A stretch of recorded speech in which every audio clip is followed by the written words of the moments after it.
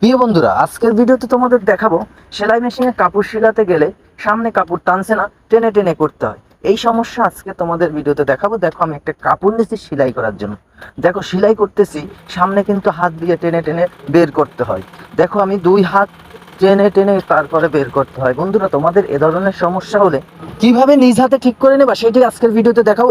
এজন্য দেখো, আমি প্রেসার বিটটা খুলে নিচ্ছি এই কেন তোমাদের দেখানোর জন্য। দেখো, এই ফিডডক, এটা ফিডডক বলে। এই ফিডডকটা কিন্তু নিচে নেমে গেছে, প্লেটের নিচে নেমে গেছে। এটা আমি একটু কাজ করব যে এই ফিডডকের স্ক্রুপটা আমি লুজ করে দিচ্ছি। লুজ করার পরে দেখো, এই নেডেল প্লেটের হালকা উপরে থাকবে ফিডডক। এই অবস্থায় কিন্তু আমি টাইট করে দেবো। তো বন্ধুরা, এই ছোট্ট কাজটা তোমরা নিজ হাতে ঠিক করে নেবা। তো এখন আমি মেশিনটা বসাই নেবো। বসানোর পরে তোমাদের দেখাবো এখন সামনে হাত দিয়ে টেনে টেনে বের করতে হয় কিনা। তো বন্ধুরা, তোমাদের ভিডিওটা ভালো লাগলে লাইক কমেন্ট অবশ্যই কমেন্ট করবা, কারণ তোমাদের পছন্দের ভিডিও যদি থাকে তাহলে আমাকে কমেন্ট করবো, আমি সেইভাবে রিপ্লাই ভিডিও করে দেবো। তো আজকের ভিডিওটা এখানে শেষ করলাম। সবাইকে ধন্যবাদ।